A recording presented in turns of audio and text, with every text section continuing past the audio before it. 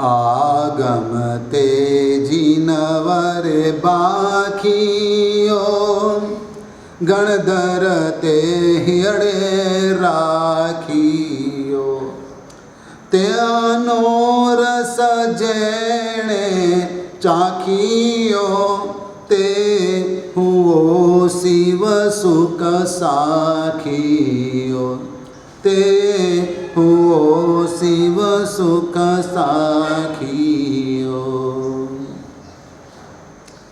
ओग निरुक्ति सूत्र जो आगम ग्रंथ पूर्व में से उद्धृत किया गया है, मतलब यह है कि भगवान महावीर को केवल ज्ञान की प्राप्ति हुई। अपापापुरी नगरी में भगवान महावीर पधारे। वहां पर एक ब्राह्मण जो बहुत बड़ा यज्ञ करा रहा था और यज्ञ का विधान कराने के लिए कई सारे पंडित आए थे। उसमें इंद्रभूति, अग्निभूति, वायुभूति आदि 11 बड़े बड़े पंडित अपने अपने शिष्यों के साथ आए थे। उसमें से कई पंडितों के 500-500 शिष्य थे और कोई पंडितों के 300-300 शिष्य थे और वह सभी वहाँ उपस्थित थे। भगवान महावीर विहार करते हुए आए। हजारों लोग भगवान की देशना सुनने के लिए गए। ये ब्राह्मण पंडितों भी सोचने लगे कि क्या है इस नगर के अंदर कि लोग सब कहाँ जा रहे हैं। तब उनको पता चला कि सर्वज्ञ भगवान महावीर पधारे हैं और तब वह सब पंडित हैरान हो गए। वेदों के ज्ञाता तो हम हैं और ये सर्वज्ञ कौन आ गया। तो वह पंडित एक के बाद एक भगवान महावीर के पास पहुंचे, जो भगवान महावीर को हराने के लिए जा रहे थे और गए थे। लेकिन भगवान महावीर के पास जाकर भगवान महावीर से समर्पित हो गए और भगवान के शिष्य बन गए। अपने शिष्यों के साथ वह भगवान महावीर के शिष्य बन गए और भगवान महावीर ने वह 11 पंडितों को गणधर पद के ऊपर स्थापित किया। अपने पट्टधर, अपने मुख्य शिष्य के रूप में उनको स्थापित किया और भगवान महावीर जो सर्वज्ञ थे, उन्होंने गणधर पद के ऊपर उनकी जब स्थापना की तब उनके मस्तिष्क के ऊपर वासक्षेप करने के साथ आशीर्वाद दिए और आशीर्वाद दिए तो उनकी प्रज्ञा खुल गई, उनके सभी चक्र खुल गए और ज्ञान का विस्फोट हुआ। भगवान महावीर ने सिर्फ त्रिपदी दी थी, उपन्नेवा विग्मेवा द्विवेवा। गणधरों ने भगवान महावीर को प्रदक्षिणा देकर पूछा था, भन्ते किम तत्तम। भगवान ने जवाब दिया था, उपन्नेवा, उत्पन्न होता है। गणधरों ने सोचा कि जो उत्पन्न होता रहेगा तो दुनिया पूरी भर जाएगी, फिर क्या होगा। फिर से भगवान को पूछा गया, विग्मेवा, विनाश हो जाता है। जो उत्पन्न होता है विनाश हो जाता है, उत्पन्न होता है विनाश हो जाता है, टिकेगा क्या और उपयोग क्या, कौन कैसे करेगा, उपयोग में कैसे आएगा। फिर से भगवान को पूछा गया, बनते किम दत्तम, तो भगवान ने कहा दुवेवा, स्थिर रहता है। यह त्रिपदी भगवान महावीर ने दी और त्रिपदी प्राप्त होते ही गणधर भगवंतों ने, जो बीज बुद्धि के धनी थे, बीज बुद्धि के मालिक थे, उन्होंने द्वादशांगी की रचना की। द्वादशांगी का जो 12वां जो अंग है उसमें ही 14 पूर्व समाविष्ट है और इतना सारा ज्ञान गणधर भगवंतों को भगवान की कृपा से प्राप्त हो गया। और वह द्वादशांगी 12वें अंग का जो 14 पूर्व है, वो 14 पूर्व में से उद्धृत किया हुआ आगम ग्रंथ योग निरुक्ति आपके पास है। उसमें सब मार्गदर्शन दिया गया है कि साधुओं का व्यवहार समाज के साथ कैसा होना चाहिए। साधु भिक्षा लेने के लिए आपके घर आते हैं, साधु पानी लेने के लिए आपके घर आते हैं। आहार पानी, मकान, शैया, वस्त्र, पात्र आदि साधु को चाहिए। वो आपके घर लेने के लिए आएगा तो किस रूप से आएगा और कैसे मांगेगा, उसका व्यवहार यहाँ पर बताया गया है। साधु जो भिक्षा लेने के लिए जाते हैं, उसके लिए एक शब्द है गौचरी। गाय जब जंगल में घास खाने के लिए जाती है तो एक जगह से कभी घास खाती नहीं है, थोड़ा यहाँ खाएगी, थोड़ा वहाँ खाएगी, थोड़ा उधर खाएगी, थोड़ा इधर खाएगी। एक जगह का घास पूरा साफ नहीं कर डालेगी, क्योंकि गाय को पता है कि कल वापस आएंगे, 2-4 दिन बाद जब आएंगे तब इधर से ही वापस घास मिलने वाला है। यदि साफ कर देगी तो उसको कुछ नहीं मिलेगा।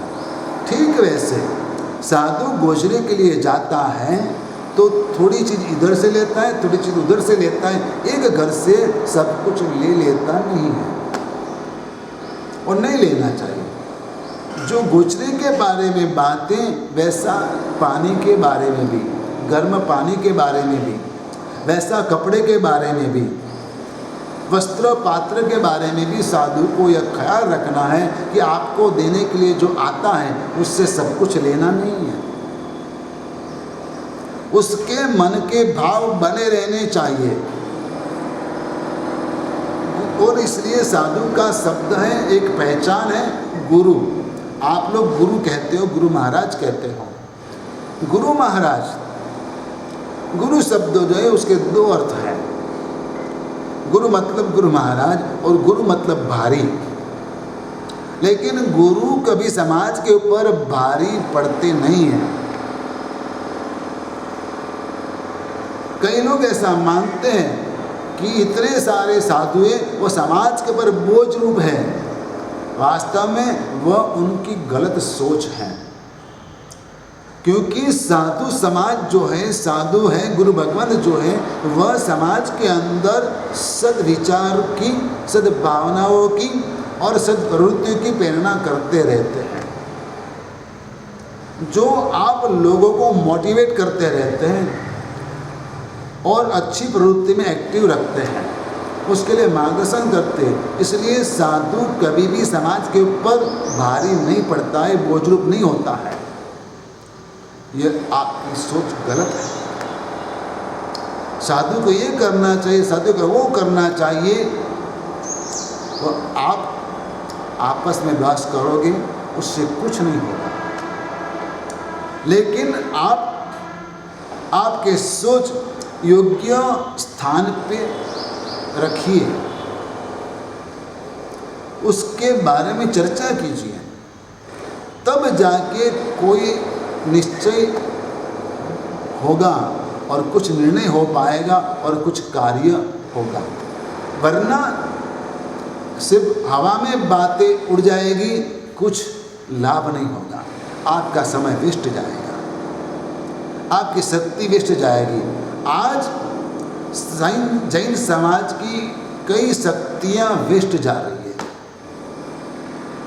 आपकी एनर्जी, साधु साध्वियों की एनर्जी भी वेस्ट जा रही है, क्योंकि कोई ठोस कार्य करने का मार्गदर्शन कहीं से मिलता नहीं है।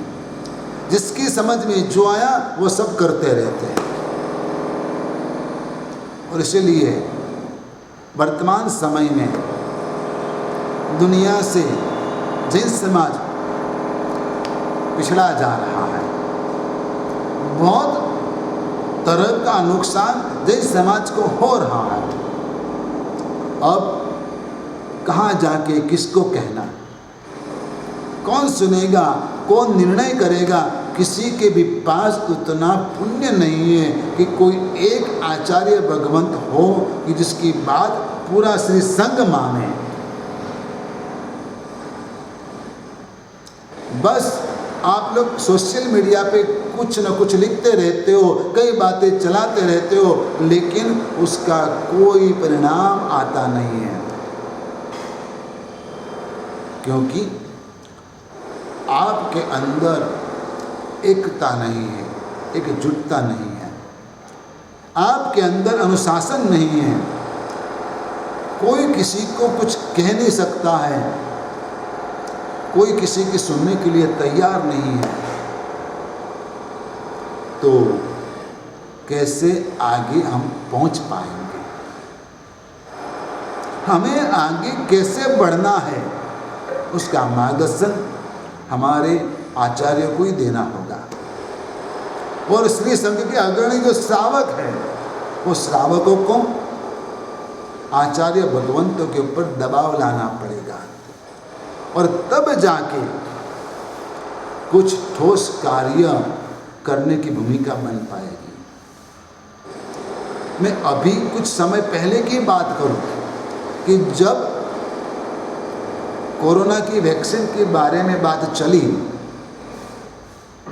तो कई लोगों ने ऐसी बात फैलाना शुरू कर दिया कि यह नॉन वेज है, मतलब ये खाने की चीज़ नहीं है, लेकिन हिंसक है, इसमें बहुत हिंसा होती है, और वैसी वैक्सीन साधुओं को, जैनियों को लेनी नहीं चाहिए।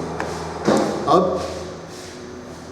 कई साधु साध्वियों को कोरोना हो गया, कई साधु साध्वी का कालकर्म हो गया, अब सबको जीना है,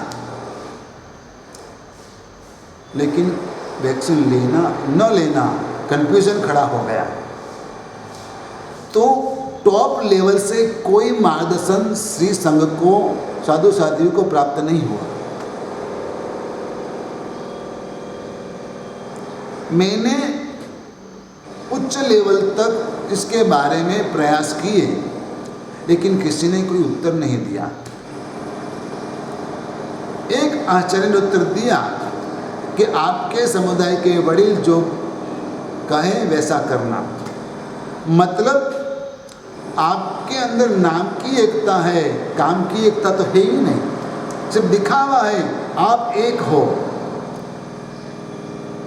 और बाद में सबने अपने अपने बचाव के लिए वैक्सीन ले भी ली, लेकिन खुले रूप से किसी को मार्गदर्शन नहीं दिया।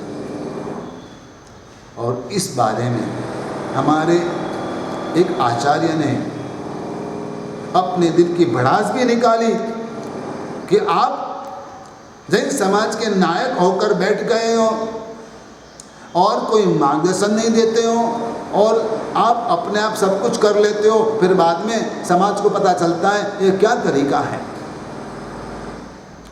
जब एक समर्थ आचार्य भी बेबस हो जाए ऐसा बोलने के लिए, लिखने के लिए, तो सोचो कि हमारे समाज के हाल कैसे हैं।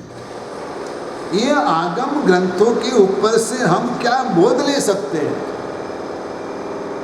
हम क्या सीखेंगे? हमें चाहिए कि आगम ग्रंथों के माध्यम से हमें बोध लेना चाहिए। साधु को कपड़ा धोना पड़ता है,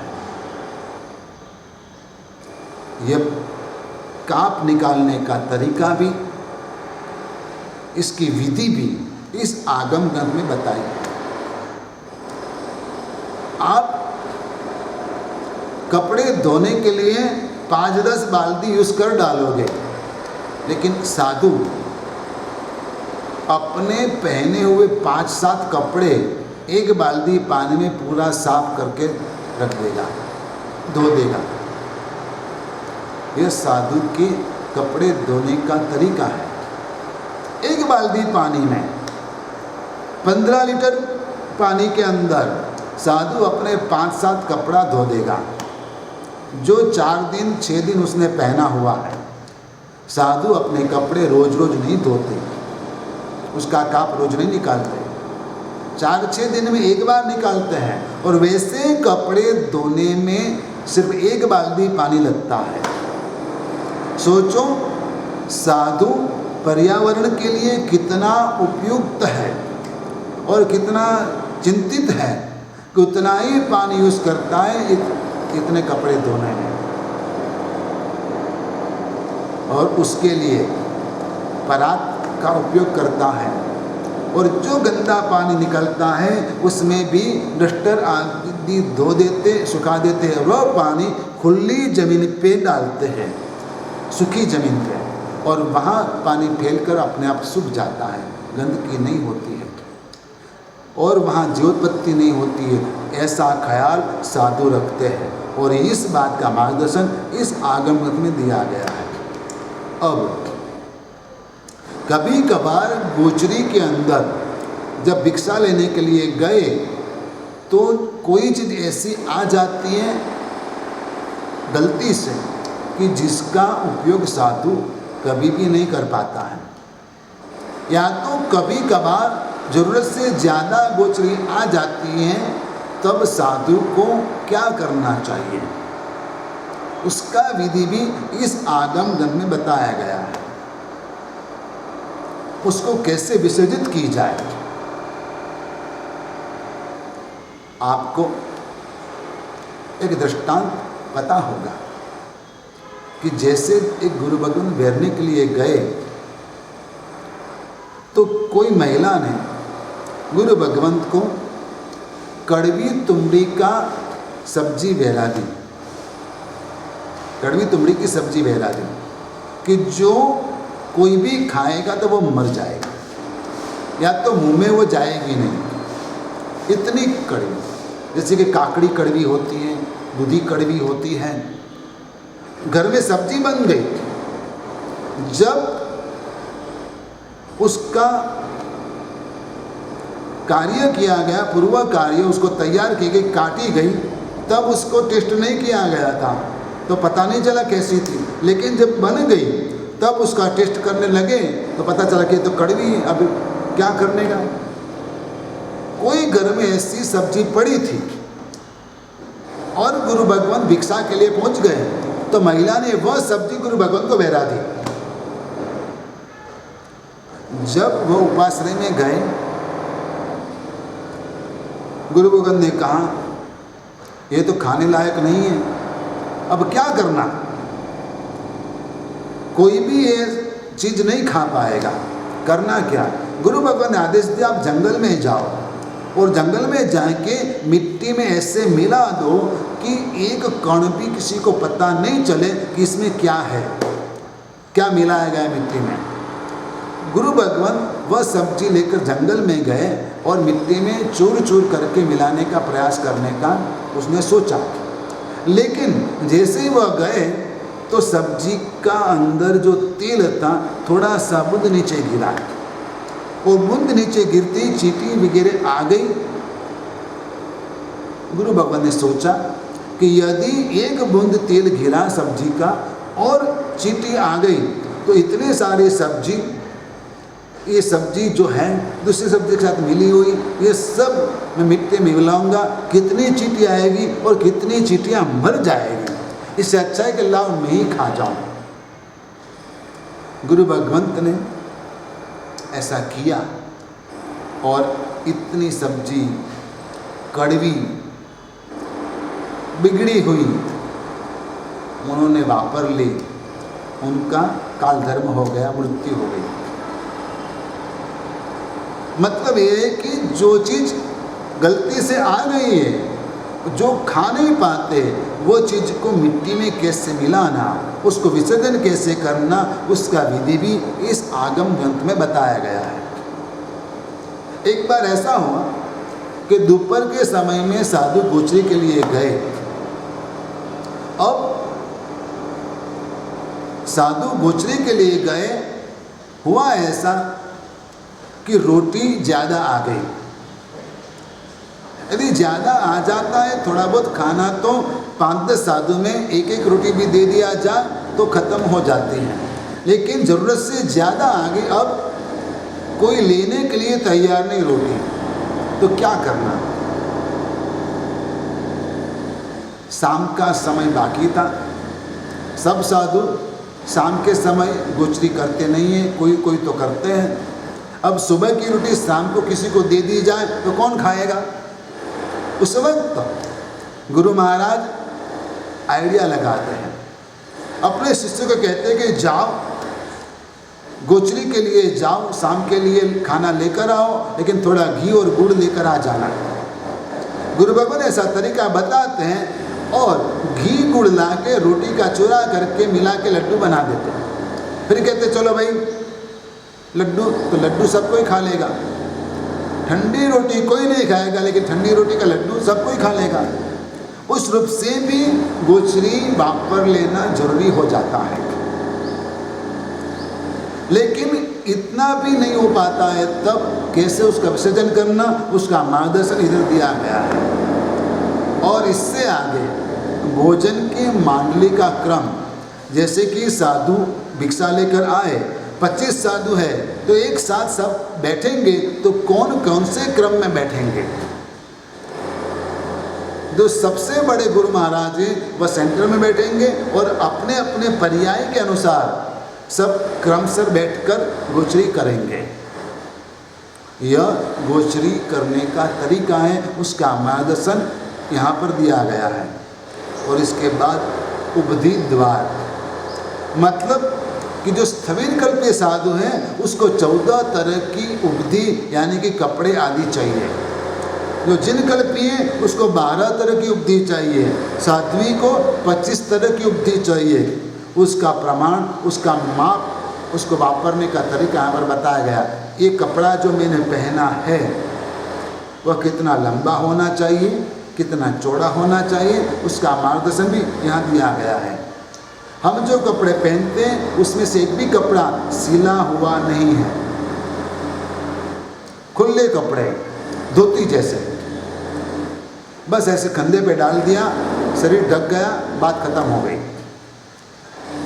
जब हम उपाश्रय में रहते हैं तो 2 कपड़े यूज़ करते हैं, जब उपाश्रय से मकान से बाहर जाते हैं तो 3 कपड़े यूज़ करते हैं, बस बात खत्म। जब बाहर जाते हैं तो एक चद्दर साथ में लेकर चलते हैं और एक डंडा हाथ में लेकर चलते हैं, बस उतना हमारे पास होता है। इससे ज़्यादा ज़रूरत नहीं रहती है। तो उपधि कितनी चाहिए, कितनी वापरनी चाहिए, उसका माप कितना है, वह इस आगम ग्रंथ में बताया गया है। और इससे आगे अनायतन वर्जन द्वार, यानी कि साधु को कहाँ ठहरना चाहिए, कहाँ नहीं ठहरना चाहिए, वह भी बताया गया है। मतलब जहाँ पर वेश्या का घर है, जहाँ नौकर लोगों का घर है, जहाँ पशु आदि रहते हैं, जहाँ स्मशान वगैरह है, वैसे जगह पे साधु जाते नहीं हैं। वहाँ साधु को ठहरना नहीं चाहिए। यदि गलती से पहुँच गए और बाद में पता चला तो तुरंत वह स्थान छोड़ देना चाहिए। पशुओं का वाड़ा है, वहाँ साधु नहीं ठहरते। जहाँ नौकर चाकर लोग रहते हैं वहाँ साधु नहीं रहते। स्मशान आदि की जगह में साधु नहीं रहते। और वेश्या आदि का घर होता है, कोई बड़ा मकान होता है, वहाँ भी साधु नहीं जाते। वैसी जगह को छोड़कर अच्छे स्थानों में साधु को रहना चाहिए। चाहे धर्म स्थान हो, चाहे कोई मंदिर हो।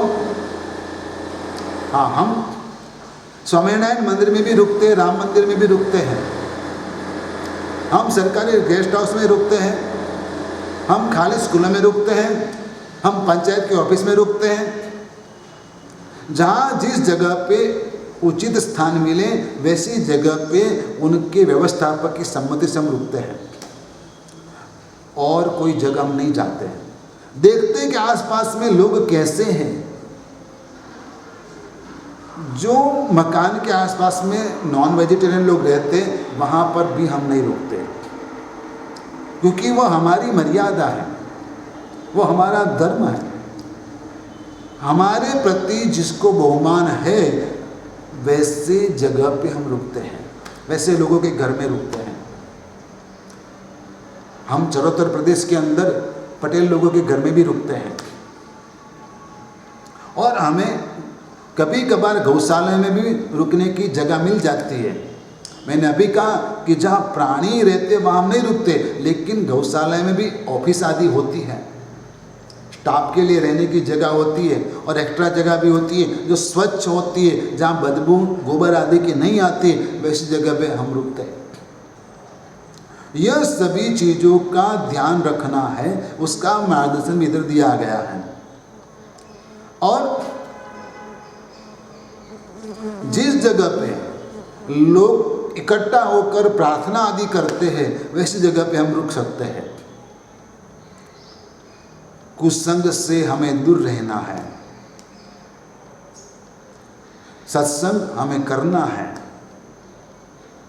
जिनालय, उपाश्रय आदि हमारे लिए धर्म स्थान है, वैसी जगह पे हम आते जाते रहते हैं, और लोगों को भी वैसे स्थानों पर आना चाहिए। उसको अनायतन वर्जन द्वार कहा गया है इस आगम ग्रंथ में। 5वां द्वार है प्रतिसेवना द्वार, यानी कि विपरीत प्ररूपणा, विरुद्ध आचरणा, प्रतिसेवना। मूल और उत्तर गुण संबंधी जो दोष लगते उसको प्रतिसेवना कहते हैं, उसका प्रायश्चित करना चाहिए। आलोचना द्वार, आलोचना लेने वाले, आलोचना देने वाले कैसे होते उसका वर्णन भी इस आगम ग्रंथ में है। और इससे आगे विशुद्धि द्वार, यदि कोई आचार्य भगवंत है, वह जानते हैं, कोई गीतार्थ गुरु भगवंत है, वह जानते हैं कि इस गलती का प्रायश्चित यह आता है, तो वह खुद अपने आप प्रायश्चित नहीं कर पाते। उनको दूसरे आचार्य, दूसरे गीतार्थ से ही अपना प्रायश्चित लेना होगा, और उसको इतनी सरलता बतानी होगी, और तब जाके उनकी आत्मा विशुद्ध होगी, वरना वह अपने आप को लेकर डूबेंगे। चाहे कितना भी ज्ञानी हो, उनको भी प्रायश्चित लेना होगा और दूसरे के पास लेना होगा। जैसे भी कोई डॉक्टर है, खुद को बीमारी लग गई है, तो वह डॉक्टर दूसरे डॉक्टर से अपना इलाज कराएगा, खुद अपना इलाज नहीं करेगा। कोई ज्योतिषी है तो ज्योतिषी दूसरों का देखता है भविष्य, लेकिन खुद का भविष्य और किसी से बताना होगा। ठीक वैसे प्रायश्चित आप दूसरे को दे पाते हो, उसके लिए आप योग्य हो, लेकिन आपकी गलती का प्रायश्चित आप दूसरे गुरु भगवत से लेंगे, और यही आपकी सरलता है और वही आपका धर्म है। और इस रूप से आराधना करते हुए आज कई साधु भगवान जिस शासन में विराजमान है, सबको वंदना करते, धर्मला आशीर्वाद।